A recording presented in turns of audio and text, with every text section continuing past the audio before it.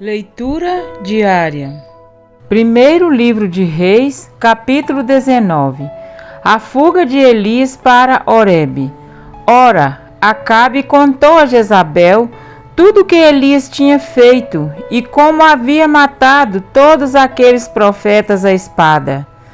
Por isso, Jezabel mandou um mensageiro a Elias para dizer-lhe: que os deuses me castiguem com todo rigor, se amanhã, nesta hora, eu não fizer com a sua vida o que você fez com a deles. Elias teve medo e fugiu para salvar a vida. Em Berseba de Judá, ele deixou o seu servo e entrou no deserto, caminhando um dia. Chegou a um pé de giesta, sentou-se debaixo dele e orou, pedindo a morte. Já tive o bastante, Senhor. Tira a minha vida. Não sou melhor do que os meus antepassados. Depois se deitou debaixo da árvore e dormiu. De repente, um anjo tocou nele e disse: levante-se e coma.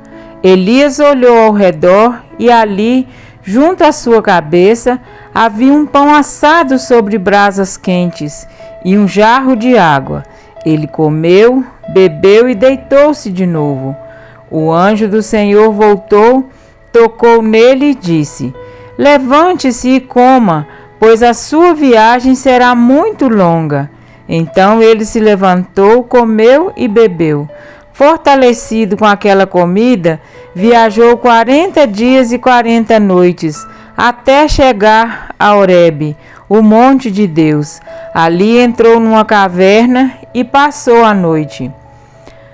O Senhor aparece a Elias. A palavra do Senhor veio a ele: o que você está fazendo aqui, Elias? Ele respondeu: tenho sido muito zeloso pelo Senhor, o Deus dos exércitos. Os israelitas rejeitaram a tua aliança, quebraram os teus altares e mataram os teus profetas à espada. Sou o único que sobrou e agora também estão procurando matar-me. O Senhor lhe disse: saia e fique no monte, na presença do Senhor, pois o Senhor vai passar. Então veio um vento fortíssimo que separou os montes e esmigalhou as rochas diante do Senhor. Mas o Senhor não estava no vento. Depois do vento houve um terremoto, mas o Senhor não estava no terremoto. Depois do terremoto houve um fogo, mas o Senhor não estava nele. E depois do fogo houve um murmúrio de uma brisa suave. Quando Elias ouviu, puxou a capa para cobrir o rosto, saiu e ficou à entrada da caverna. E uma voz lhe perguntou: o que você está fazendo aqui, Elias? Ele respondeu: tenho sido muito zeloso pelo Senhor, o Deus dos exércitos. Os israelitas rejeitaram a tua aliança, quebraram os teus altares e mataram os teus profetas à espada. Sou o único que sobrou e agora também estão procurando matar-me. O Senhor lhe disse: volte pelo caminho por onde veio e vá para o deserto de Damasco. Chegando lá, unja Azael como rei da Síria. Unja também Jeú, filho de Nissi, como rei de Israel, e unja Eliseu, filho de Safate, de Abel-Meolá, para suceder a você como profeta. Jeú matará todo aquele que escapar da espada de Azael, e Eliseu matará todo aquele que escapar da espada de Jeú. No entanto, fiz sobrar 7.000 em Israel, todos aqueles cujos joelhos não se inclinaram diante de Baal, e todos aqueles cujas bocas não o beijaram. O chamado de Eliseu. Então Elias saiu de lá e encontrou Eliseu, filho de Safate. Ele estava arando com 12 parelhas de bois e estava conduzindo a 12ª parelha. Elias o alcançou e lançou sua capa sobre ele. Eliseu deixou os bois e correu atrás de Elias. Deixa-me dar um beijo de despedida em meu pai e minha mãe, disse, e então irei contigo. Vá e volte, respondeu Elias. Lembre-se do que lhe fiz. E Eliseu voltou, apanhou a sua parelha de bois e os matou. Queimou o equipamento de arar para cozinhar a carne e a deu ao povo, e eles comeram. Depois partiu com Elias, tornando-se o seu auxiliar. Amém? Para refletir, a solidão é um dos piores males que existe. Promove medo, angústia e pode resultar em depressão ou em outras doenças emocionais. Foi o que aconteceu com Elias após um milagre no Monte Carmelo. Jezabel ameaçou a sua vida. Talvez Elias quisesse apenas poder voltar para casa, para seu povo e desfrutar de um pouco de sossego. Então, mais uma vez Elias se retirou para longe.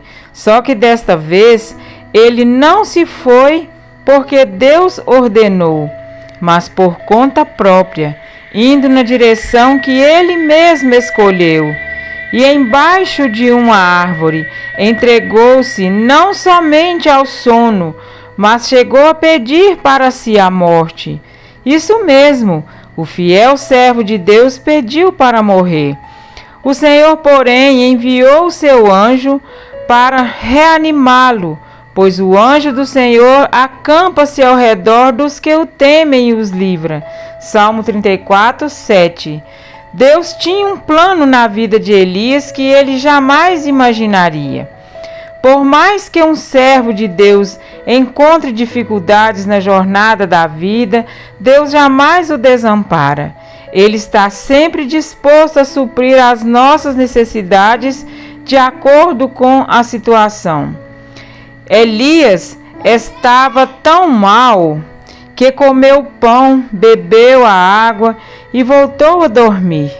Pela segunda vez, o anjo do Senhor tocou-o. Então, novamente, ele foi alimentado, recobrando as forças a ponto de andar 40 dias e 40 noites, até chegar a Horebe, o monte de Deus. Existe uma diferença entre ir ao deserto por conta própria e ser levado ao deserto pelo Espírito de Deus.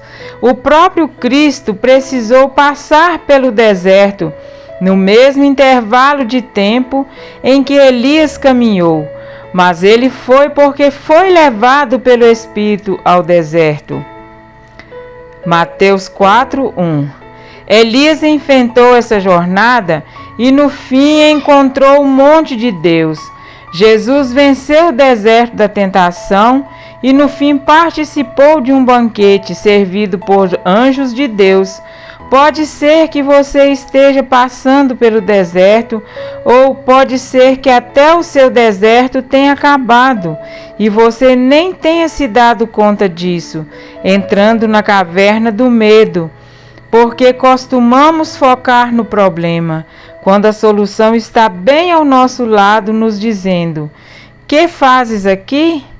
Elias chegou ao monte de Deus, mas sentiu-se só. E assim como entregou-se ao sono por duas vezes externou a sua solidão e a sua queixa. Sentimentos que nos fazem desmoronar, ventos de dúvida, ventanias, temores que abalam, terremoto, o calor da emoção, o fogo, nada disso nos ajuda a perceber o cuidado de Deus por nós.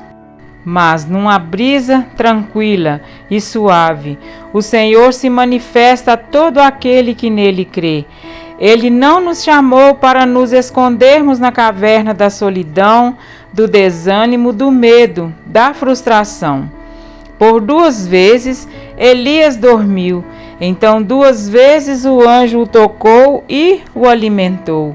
Por 2 vezes Elias lamentou a sua solidão, E por 2 vezes Deus lhe perguntou: Que fazes aqui, Elias? Quantas vezes for necessário, Deus enviará o seu anjo em nosso favor, nos consolará com o seu toque e nos fortalecerá com o seu alimento.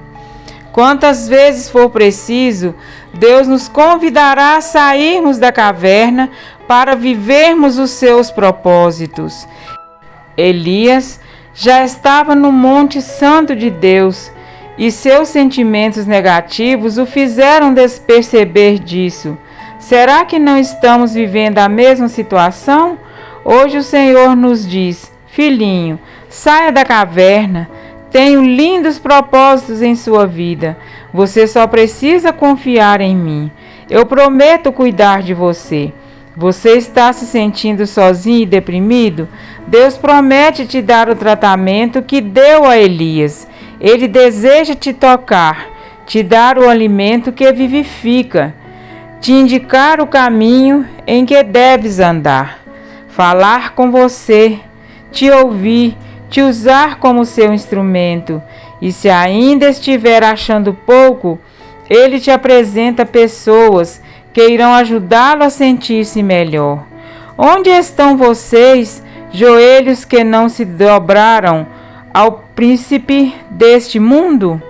Sabem quem são aqueles que hoje representam os 7.000? São os fiéis da terra, que não somente declaram que só o Senhor é Deus, mas que buscam viver essa verdade. Assim como Elias passou por momentos difíceis de fuga e de perseguição, todos quantos querem viver piedosamente em Cristo Jesus serão perseguidos. 2 Timóteo 3,12. Mas semelhante ao que fez a Elias, Deus promete suprir cada uma de nossas necessidades e em nossas fraquezas nos tornar mais fortes. Portanto, não há o que temer, ainda que venham terremotos, ventanias e fogo, pois no final o Senhor nos envolverá com a brisa suave de sua paz e nos dará segurança eterna. Saia da caverna e venha para a luz. Não temais os que matam o corpo e não podem matar a alma. Mateus 10:28. Mas, seguros na salvação que já nos foi garantida, façamos parte da geração ungida pelo Espírito Santo, que abalará a terra com a proclamação do Evangelho eterno. E será pregado este Evangelho do Reino por todo o mundo, para testemunho a todas as nações. Então virá o fim. Mateus 24:14. Amém?